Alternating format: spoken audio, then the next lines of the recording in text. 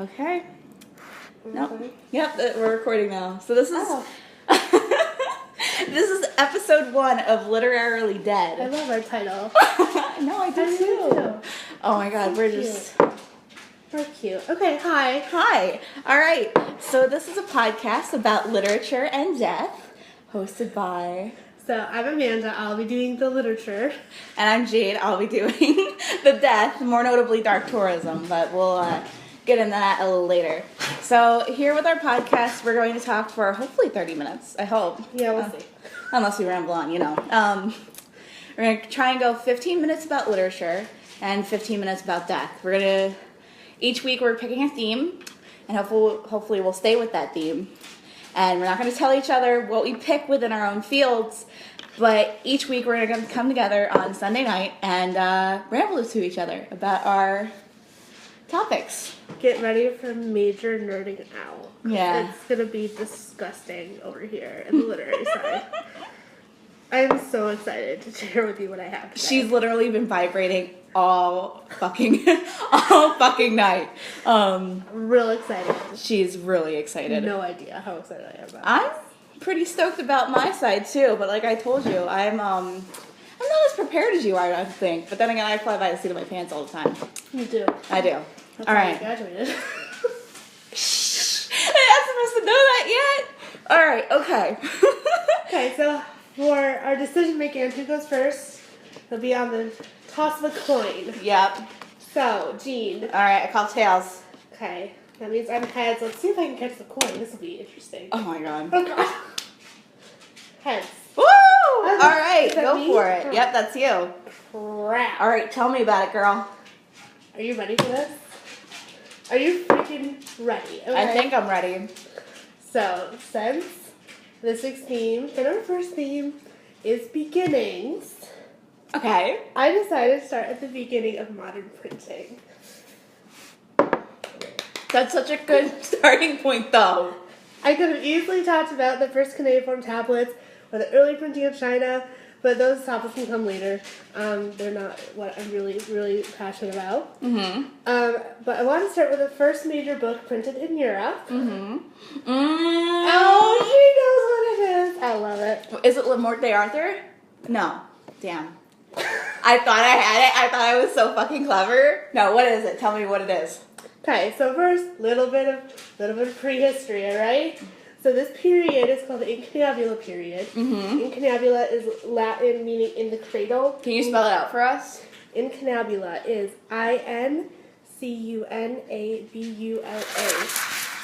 It's the literal translation from Latin meaning in the cradle. So this is the first 50 years of printing, and it ends around 50 years of printing. Mm-hmm. It ends in 1500. So it's the Gutenberg Bible, printed in 1455. Wait, which Bible? Oh, the Gutenberg? The Gutenberg. Oh, shit. Johannes Gutenberg of Germany in 1455. Mm-hmm. So, a little footnote, and for everyone that doesn't realize that printing was not just a European thing. Mm-hmm. The Chinese had woodblock printing since 220 CE. Mm-hmm. I do CE. I don't believe in the AD BC stuff. CE and BCE. That's what we're going to be using here. So woodblock printing was in 220 CE, but the modern movable print type, metal type, Mm-hmm. was 1439 by Gutenberg in Germany. Mm-hmm. All right. So the Bible. This Bible is actually in 2 volumes. Mm-hmm. It's not just 1 volume. And it was printed on both vellum and handmade paper. The vellum copies were less popular because they were more expensive. What's vellum? So vellum is animal skin. Okay. Mostly, shit. Mostly calf skin. That's why it was so expensive to make, because you'd have to kill hundreds of animals in order to get the skin that you needed. I'm like, the fucking Bible's so fucking big. How are you gonna fucking put the Right. entire Bible on like 1 cow? Exactly. You don't. Yeah. I read somewhere it was like 400 animals Mm-hmm. had to be killed in order to make it. 1 book? Probably all the vellum ones. Oh, okay. Jesus Christ, though. I know. So out of all the vellum copies that were made, only 3 of them exist today. Mm-hmm. Well, 3 complete ones, Ooh. which are considered perfect. Mm-hmm. One is at the Library of Congress in Washington, D.C. Mm-hmm. One is at the British Library in London, and the other is at the Bibliothèque Nationale. Sorry for my French being awful, but that one is in Paris. Oh. Um, You would have considered that, you would have thought, not considered, that the Vatican might have one. But no. Do they do that? They have to have an archives. Oh, they do have an archive. Yeah. And let me tell you, it is beautiful. Ah. Have you seen pictures of it? Ah. I mean, it's like one of those things that you don't have access to, that you need to petition the Pope in order to have access to. And they don't let people in there ever. Watch Angels and Demons and you totally know what I'm talking about. Oh my god. No, see, now that you've told me this, we have to petition the Pope. We have to go see this archives. I mean, I'm pretty sure Pope Francis would be totally on our side, but we'll Okay, one Pope day. Francis, if you're listening, we need to access the archive. Yeah, ignore the fact that I just do that. used the Lord's name in vain a little while ago. We're just gonna So the Gutenberg Bible is also known as the 42-line Bible. Okay. And that is because the majority of the pages, which have 2 columns on each page, have 42 lines in each column. Oh. So there are a lot of versions of the Bible, like the King James or the Good News Bible, and other different translations. Mm-hmm. But the Gutenberg Bible is called a Vulgate Bible. Okay. So this just means that it was a Bible that was prepared by St. Jerome in the 4th century CE. So basically he chose the order of all the books and what books would be in this Bible. Okay. Because a lot of Gospels in the Bible are not the only Gospels that were written. Okay. There's like hundreds of other Gospels that were written. Oh yeah. And for that, you can see the Da Vinci Code. Where was I? So it was prepared by St. Jerome in the 4th century. Mm-hmm. It's written in Latin, and it is the authorized version used extensively by the Roman Catholic Church. Okay. Mm-hmm. So like I said, it was printed in 1455. So invention of the printing press, 1439, right? Yeah. So wait, if the printing press was invented in 1439, they spent 55. You said they spent like 6 years printing. no, they spent like 16 years 16 years without printing the Bible. You would have thought that would be like the first So mass this is printed like- thing. This is the first mass printed, mass produced thing. Uh-huh. But he had first experimented with Latin textbooks and trying to get his printing process perfect. Because he started out with wood block printing and then moved on to different types, Okay. set types. And this one was set with metal type. And hundreds of thousands of pieces had to be made for this Bible. So you have to Yeah. think about how That must massive have this is. taken so long. 4 to 5 years to print. 4 to 5 years to print all those books? Yeah. Holy. How long do you know, like in your research, did you know how long it takes to print one of them? I don't know, but there are 1,286 pages per Bible. So, this goes crazy. 1,800. Wait, how many again? 1,286. You know, that's either That's like just, huh? That's like 3 of Harry Potter and Deathly Hallows. No, that's the, wait. That's like 2 times as long as Gone with the Wind. Unless I'm not thinking of the right.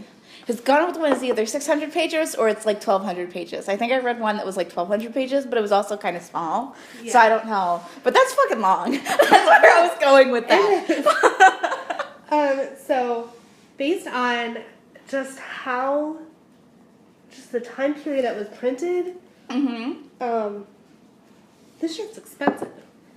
So the currency I got was florins, which looks like it's the Italian currency used back in the 15th century. Went for 30 florins. Okay. So to put this into some context, the Medici family of Italy, the richest family in Italy at the time, made 17 florin a year. 17 florin, and this book is worth 30 florin on the market.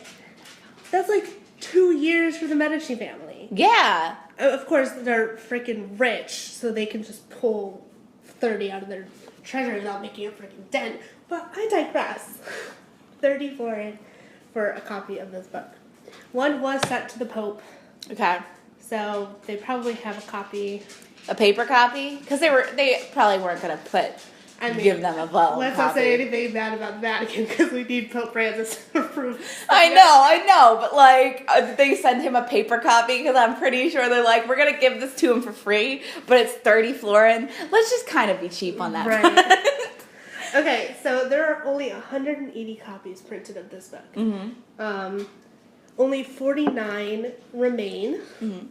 and of those 49, 12 are complete. So 12 are perfect. And 3 out of the 12 are the vellum. Oh, shit. Right. So, like, those other ones, like, they chopped them up to, like, display. Is it an illuminated manuscript, or is it just mass printed? So, it's both. It's both. Okay. So, the interesting thing about early printing... You should illuminate me on this subject. I wanted to make that joke. I'm sorry. So funny. Shut the fuck up. Okay. So, Keep going. I'm interrupting you too much now. So, this is what I love about this time period is there is this mixture of printing technology and manuscript technology. Mm-hmm. So manuscripts are written by hand, so hand, manuscripts. Then you have printing. So I actually didn't know that. this actually comes into play next, is that no two Bibles are the same. Okay. So at first, you can tell early copies from older copies because the beginning copies had red ink on the headings, chapter headings, to tell you where you were. Oh, yeah. And then Gutenberg realized it's too time-consuming and it's too expensive because red ink was really expensive, so those were just left blank. And so they also left initials blank, beginning initials blank, so that people that buy the book can take it to an illuminator to get it illuminated. So it's both. It's illuminated, but it's printed. So that answers your question. So that's like, the people who bought these books had to be like, seriously into like, not only like having this book because it was 30 florin, but then they had to actually spend the extra money to go get it illuminated with like fucking gold leaf and shit. Right. Like, that's a lot of money to throw at something. Like, serious religion. I love this period. I love the incunabula period, if you haven't noticed. No, you're totally, like, not geeking out on me or anything. I'm really geeking out. Okay, so like I said, each Bible is 1,286 pages. It weighs 14 pounds. Out of all the copies, 180 copies, Germany has 14. Jesus. 49 of them still exist. So out of the 49 that exist, Germany has 14. Makes sense, it was printed in Germany. The United States has 10. What the fuck?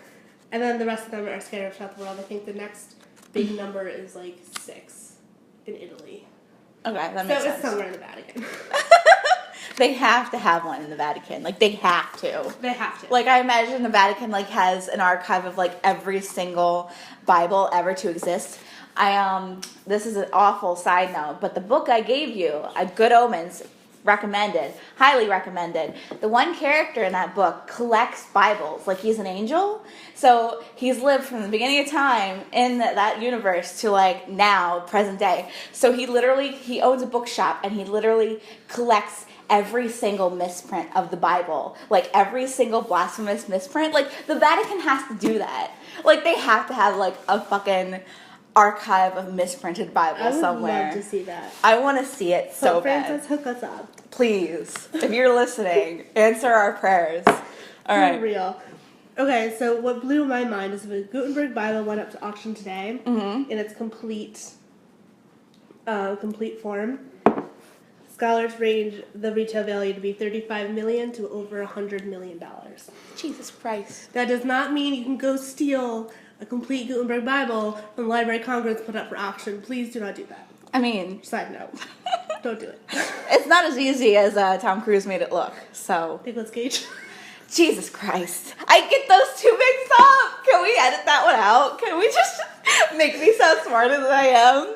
Okay, keep going. We're just going to skip over that. Okay. I totally knew it was Nicolas Cage. Okay, so I totally already went through that point. Okay, and then one of the other points that you never really think about this at all.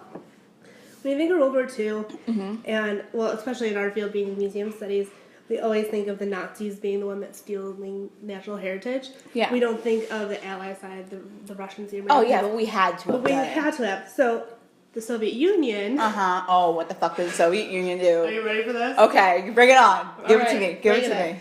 Okay, so Soviet Union had, in the Red Army, organized what was called trophy brigades. Mm-hmm. And to get back at Germany for stealing all their heritage, they went and stole 2 Gutenberg Bibles from Germany. Oh, my God. And until 1980, the Russian government, Soviet Union government, at that time, denied any knowledge of the Bible's existence. And then it turns out that the 2 Bibles are sitting in a library in Moscow. What the fuck? Could anybody just access these Bibles, or were they behind the scenes They somewhere? were probably behind the scenes somewhere. I'm not really sure. It just said that they were in Moscow. in the That's library. one hell of a restricted area. Right, and they're denying any knowledge of it. And so the Germans have been calling for its repatriation ever since. Mm-hmm. And they have been completely unsuccessful. The Russians are refusing to give back the Gutenberg Bibles. Like, refusing to give it back. And I was like, stop being a dick and just do it. I mean, at the same time, Germany also has, what did you say, like 12 copies? True, but Spread the love. Be But like, still. okay, I forgive you for this. It's not like the Elgin Marbles where fucking Britain just refused to give them back. That's a whole other... We could do a whole podcast just on repatriation. I mean, we can do a whole series of podcasts on fucking repatriation. It's my other favorite topic. It's really funny. We'll get to that again someday. Okay, so one of those 2 copies from the Moscow library goes missing, right? Turns up on auction in the black market What? in 2009 for $1.5 million. That's also lowballing it. Right, by the hands of a Russian agent. That Russian agent was caught and put in jail, and the book was returned back to the library in Moscow, and then Germany's like, see, it's not even safe in your own country, give it back. And Russia's like, LOL, not gonna do it. Oh my god. And then one of my favorite little anecdotes about Gutenberg is like, this book is expensive, so you think Gutenberg is just rolling in cash, right? Yeah. No, he didn't make a penny What? from the Bibles because his business partner brought a lawsuit against him, who loaned him the money to produce the Bibles. And he lost the lawsuit in court and had to pay him everything. Oh no. And after that, he was in financial ruin. His reputation was ruined. And it was the last thing he So he just made this beautiful Bible for the world and he just fucking Right. gone. Done. And he tried to set his, up a new press. And it kind of worked, but it ended up failing in the end. Oh. Sorry, Gutenberg. Poor Gutenberg. Okay, so I told you that I had this really exciting... Oh yeah, she's been Okay. geeking out about this. So, Again. if you guys want to follow along with this beautiful piece of work, because this is not only an artifact, it is an art piece. If you go to themorgan.org/collections/works/Gutenberg/page/1, you will come to the front cover of the Gutenberg Bible. It is not, of course, the original cover, because that would just be awesome if it was. So, I just want you to see how gorgeous Oh my god. this is. So, all the script is in Gothic text. Yeah, so this is one of the versions that somebody took to get illuminated. Yes. Yes. Okay. Because I'm like, So, all of this color wouldn't have been there because it would be way too expensive to produce. So, that's why no 2 Bibles are the same, because they would just bring them to an illuminator and tell them what they wanted. But see, that's a P... and just the illumination. So that red, this is an early copy, you can tell, because of the red text on top. Oops. So this wasn't done later in the period. But if you just look at these, you got some marginalia up in there. what's a marginalia? Explain it for our listeners. So marginalia is any writing in the margin. Uh-huh. It's also known as reader response, but reader response could be, they really could be anything. If you want more information on marginalia or reader response, look at Louise Rosenblatt's theory on something other. Just Google Rosenblatt. You'll find her theory. And it's fantastic. I used it in my senior thesis. And I'll talk about my senior thesis in a later episode. I promise you that much. But just look at this. Oh my god. That's And great. they have some blue pigment in there. Got another. Illuminated drop cap. Right. Gorgeous. All right. Gorgeous. Okay, I'm done geeking out. I'm going You're to done? turn it over to my deaf counterpart. My death counterpart. That's what I want to be referred to at all points now in the future. Death counterpart. I could do that. All right. Thank you. You're welcome. Go. All right. So now it's my turn. I'm so ready. You're so ready. Bring this on. Like again, I told you this is gonna be like regurgitation. We graduated at the same time, so she knows everything about my thesis, which is what Yeah, I do. I'm basically gonna talk about. She was gonna save hers for another date, but I'm just like, nah, let's fucking bring this shit. Well, not all of it. Okay. One of my ideas was to bring my thesis here and be like, oh, this is the start of my professional career. But then I didn't. No, it's okay. No, It's okay. Couldn't do it. Since our theme this week is beginnings, I wanted to go back and I want to cover two different things. Since specifically I'm doing... Overachiever. Huh? Overachiever over here. Well, I figure I'm going to basically explain the beginning of how the term dark tourism came about. Oh, that's a good one. And then I feel like that only covers like a few minutes, so I kind of wanted to go back and talk about what early forms of dark tourism were. So, getting into the nick of things here, dark tourism was a term coined by John Lennon and Malcolm Foley, who were faculty at Glasgow Caledonian University.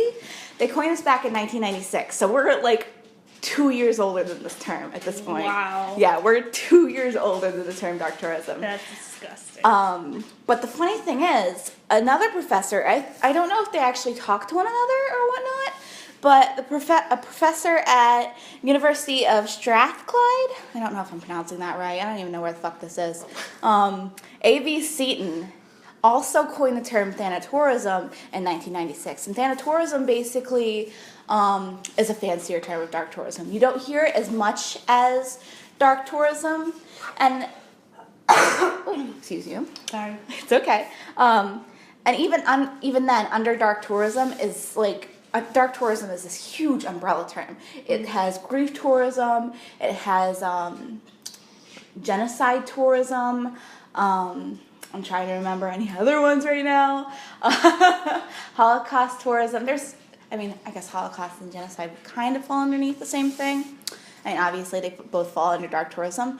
But yeah, so these two professors, and then Seton, coined this term back then. And Lennon and Foley actually wrote an entire book over dark tourism. It's not that great. If I'm going to be honest, they're probably still alive. And if they ever listen to this, I'm sorry, but you guys write so dryly. I had to read this entire book for as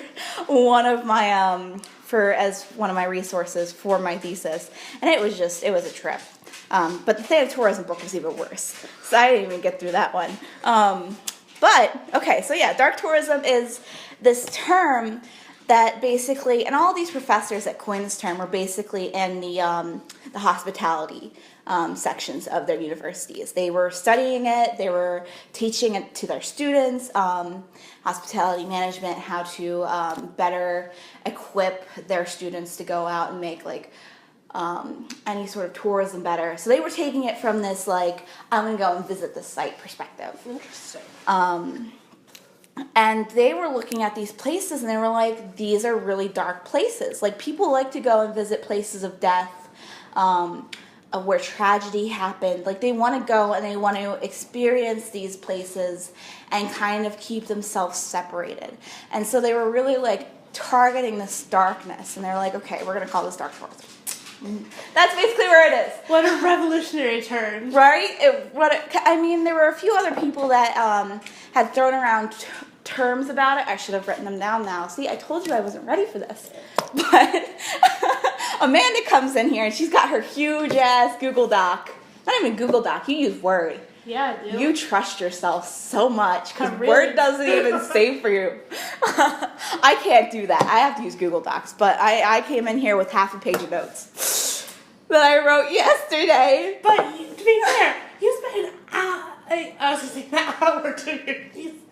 That's incorrect. You spent a year, almost a year doing your thesis, so you should know it's like the back of your hand. I basically do, which is it. Right, but, which is why you don't need all the notes. Yeah. You wrote a 60-page paper on it. I know. I wrote a lot on dark tourism, and it's something that I still want to keep doing. That's why we're doing this.